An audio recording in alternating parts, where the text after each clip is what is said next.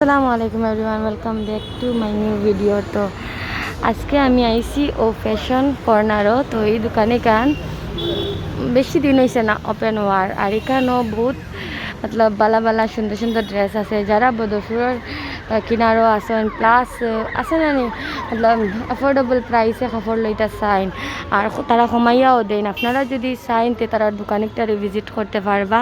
এই দোকানে কান হইলো এনসি কলেজের ঠিক অপোজিট, প্লাস হইল স্টাইল বাজারের অপোজিটে। আর তার দোকানের তোরা কালেকশন আমি আপনারা দেখাই। আর এখনও ভাড়া কাস্টমার আসুন, আর আমি নিজেও আইসি কাপড় কিনার, আরও এখানোর ওনার তো দেখতে পাইতরা।